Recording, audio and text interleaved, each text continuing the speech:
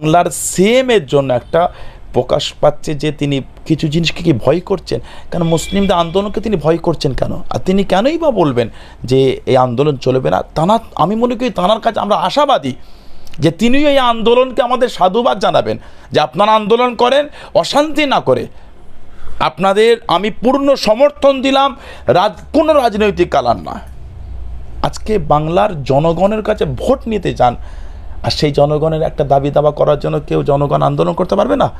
বাংলার জনগণ দাঁড়িয়ে দাঁড়িয়ে গিয়ে আপনি ভোট নিচ্ছেন জাতি ধর্ম বর্ণ নির্বিশেষে, আর সেই যার ভোট নিয়ে ক্ষমতা অর্জন করছেন, এমএলএ হচ্ছে, এমপি হচ্ছে, মুখ্যমন্ত্রী হচ্ছে, প্রধানমন্ত্রী হচ্ছে, আর সেই জনগণ কোনো কষ্ট পেলে তার আন্দোলন করতে গেলে সে নেতাদের ইন্ধনে প্রশাসন ডিপার্টমেন্টের দ্বারা লাঞ্ছিত হবে, পদদলিত হবে, মার খাবে। এটা তো নোংরা মানসিকতা। তাই এগুলো বন্ধ করেন। শান্তিপূর্ণ আন্দোলনের উপর পুলিশি হস্তক্ষেপ, এবং আমরা দেখেছি যে নেতাদেরকে একেবারে 24 ঘন্টা আটকে রাখা হয়েছে, গ্রেপ্তার করা হয়েছিল। এই যে ঘটনা, পশ্চিমবঙ্গে কি ওয়াকফ আন্দোলন করা যাবে না?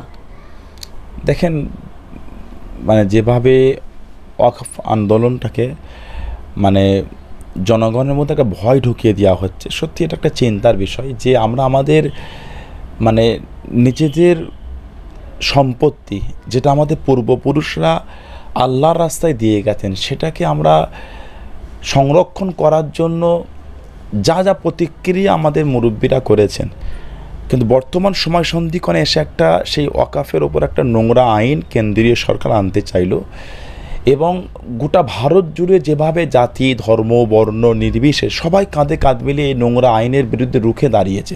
বাংলাতেও আমরা আন্দোলন করেছি, অনেক আন্দোলন হয়েছে, এখনও হচ্ছে, কিন্তু কেউ যদি এই মানে আমার মৌলিক অধিকারকে কেউ যদি ছিনিয়ে নেবার চেষ্টা করে, সত্যি এটা খুব দুঃখজনক এবং একটা চিন্তার বিষয়। মানে আমি মনে করি একটা সম্প্রদায়কে একটা নোংরা চিন্তায় দেখা হচ্ছে। দেখেন, কেউ যদি এই ওয়াকফ আন্দোলন বা এই সমস্ত সেন্সিটিভ বিষয়গুলিকে নিয়ে কেউ যদি তার রাজনৈতিক রুটি শেখতে চায়, সেটা একটা ভিন্ন ব্যাপার, কিন্তু এখানে রাজনৈতিক ঊর্ধ্বে এসে যখন সমস্ত রাজনৈতিক দল, অরাজনৈতিক দল, শুধু মুসলিম না অমুসলিম ভাইরাও সবাই যখন এক জায়গায় এসে একটা নোংরা আইনকে বাতিল করার জন্য আন্দোলন করছে, সেটাকে রুখে দেওয়া সত্যি একটা চিন্তার বিষয়। এবং এই নোংরা কাজকে আমি ধিক্কার জানাচ্ছি এবং আশাবাদী না যে বাংলার বুকে, ভারতবর্ষের বুকে এরকম কারো মৌলিক অধিকারকে কেউ হরণ করে নেবে, তাহলে তো সেই দেশে আর সংবিধান বলে কিছু থাকলো না। কারো মৌলিক অধিকার যদি কেউ আদায় না করতে পারে, তাহলে সংবিধান তো ধ্বংস হয়ে গেল, যেটা দীর্ঘদিন ধরে বিজেপি চেষ্টা করে আসছে। সেটা যদি বাংলায় হয়, সত্যি বাংলার জন্য খুব দুঃখজনক বিষয়। আমরা এর আগে দেখেছি শুভেন্দু অধিকারী পুলিশকে গালি দিয়েছে, অনুব্রত মণ্ডল পুলিশের মা বাবা তুলে গালি করেছে, এবং কৌস্তব বাগচি পুলিশকে চটি দেখিয়েছে, জুতো দেখিয়েছে। তাদের বিরুদ্ধে পুলিশি কোনো ভূমিকা আমরা দেখলাম না, কিন্তু নওশাদ সিদ্দিকী, কামরুজ্জামান, ইমতিয়াজরা যখন শান্তিপূর্ণ ধর্ণা মঞ্চের কথা বলছেন, তখন তাদের প্রতি পুলিশের সক্রিয়তা দেখা গেল। দেখেন, কোন নোংরা রাজনৈতিক নেতা বা কোন নোংরা ব্যক্তি তার এই জঘন্য চরিত্রটা জনগণের কাছে প্রকাশ করেছে, সেটা জানার বড় বিষয় নয়। মানে গাছ তোমার পরিচয় বলে ফলে, তা যার নোংরা চরিত্র, নোংরা অ্যাটিটিউড, নোংরা ভাষা, নোংরা শব্দচয়ন, সেটা নিয়ে আর অন্যজনকে বিচার করা আমি মনে করি উচিত না। তাদের নোংরা শব্দচয়ন জনগণ ভেবে নিয়েছে তারা কারা, কিন্তু একটা শান্তিপূর্ণ মিছিল, সেটা প্রশাসন ডিপার্টমেন্টকে জানানোর পরও যদি সেটাকে আটকানো হয়, যদি সেখানে অশান্তি হতো, ঝগড়া হতো, রাস্তা ব্লক করা হতো বা নিরীহ মানুষকে কষ্ট দেওয়া হতো, অবশ্যই প্রশাসনের দায়িত্ব, এটা সরকারের দায়িত্ব, এটা সেটাকে রুখে দেওয়া, বানচাল করে দেওয়া।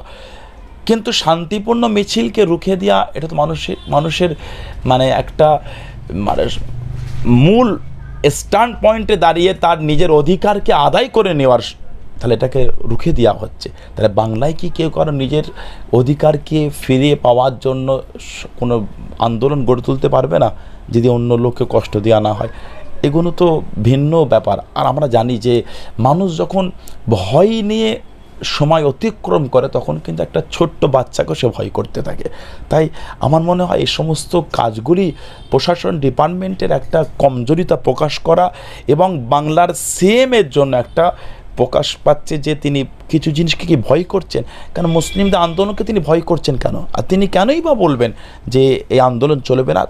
আমি মনে করি তাঁর কাছে আমরা আশাবাদী যে তিনিও এই আন্দোলনকে আমাদের সাধুবাদ জানাবেন, যে আপনারা আন্দোলন করেন অশান্তি না করে, আপনাদের আমি পূর্ণ সমর্থন দিলাম, কোনো রাজনৈতিক কালার না। আজকে বাংলার জনগণের কাছে ভোট নিতে যান, আর সেই জনগণের একটা দাবি দাবা করার জন্য কেউ জনগণ আন্দোলন করতে পারবে না। বাংলার জনগণ দাঁড়িয়ে দাঁড়িয়ে গিয়ে আপনি ভোট নিচ্ছেন জাতি ধর্ম বর্ণ নির্বিশেষে, আর সেই যার ভোট নিয়ে ক্ষমতা অর্জন করছেন, এমএলএ হচ্ছে, এমপি হচ্ছে, মুখ্যমন্ত্রী হচ্ছে, প্রধানমন্ত্রী হচ্ছে, আর সেই জনগণ কোনো কষ্ট পেলে তার আন্দোলন করতে গেলে সে নেতাদের ইন্ধনে প্রশাসন ডিপার্টমেন্টের দ্বারা লাঞ্ছিত হবে, পদদলিত হবে, মার খাবে। এটা তো নোংরা মানসিকতা। তাই এগুলো বন্ধ করেন। যদি আন্দোলনটা আইন বিরোধী হয়, আন্দোলন যদি কোনো ভেতরে রাজনৈতিক রুটি সাকার হয়, সেটা অবশ্যই সেটা ভিন্ন ব্যাপার। জনগণ যখন রাজনৈতিক উদ্দেশ্যে কাঁধে কাঁধ মিলে আন্দোলন করছে, সেটাকে বন্ধ কোনো দিন আমরা সমর্থন করতে পারি না। আগামী দিন আমরাও কাঁধে কাঁধ মিলে আরও বড় আন্দোলন করব, কেন করব না। এবং মুখ্যমন্ত্রীকে এই আন্দোলন করার জন্য তানাকেও দিতে হবে, সমর্থন দিতে হবে। কেন তিনি দেবেন না? তিনি কি ওয়াকফ এই যে নোংরা কেন্দ্রীয় সরকার আইন আনতে চাইছে, যেটা আমরা ফুরফুরা দরবার শরীফের তরফ থেকে এবং বিভিন্ন সংগঠন অল ওভার ইন্ডিয়া থেকে, শুধু মুসলিম না বিভিন্ন ধর্মের ভাইরা এই ওয়াকফের বিরুদ্ধে কেস করেছে। আজকে আমরা যে নোংরা আইনকে প্রতিরোধ করার জন্য আমরা ময়দানে নেমে কাজ করছি, মুখ্যমন্ত্রী তানার বিভিন্ন দলের কর্মীরাও কেস করেছেন, আমরা দেখেছি। তাহলে আজকে কি সেই ওয়াকফটা স্বীকৃতি পেয়ে যাবে নোংরা কেন্দ্রীয় সরকার আইনটা? এটা কি পশ্চিমবাংলার মাননীয় চিন্তা ভাবনা? আমরা তো কোনো দিনই না। কেন তেনার বিভিন্ন সময় যে বক্তব্য শুনেছি আমরা, এটা তিনি কোনো দিনই প্রকাশ করেন। তার আজকে কেন তিনি ওয়াকফের আন্দোলনকে রুখতে চাইছেন? এর দ্বারা কী বোঝাতে চাইছেন তিনি? তাই এগুলো বন্ধ করেন। আপনি আমাদের পূর্ণ সমর্থন দিন, আমরা বাংলায় বৃহৎ আন্দোলন তৈরি করব। আপনি কেন ভয় কাটছেন? আমরা কেন্দ্রীয় সরকারের বিরুদ্ধে আন্দোলন করলে আপনার চিন্তার কী আছে? তাই এই মানসিকতা পরিবর্তন করে জনগণের পাশে দাঁড়িয়ে কাজ করার জন্য আমাদের আন্দোলনের আগামী দিন আরও বৃহৎ আন্দোলনের জন্য আপনি পূর্ণ সমর্থন দিন, এই আশা আপনার কাছে আমরা রাখতে চাইছি।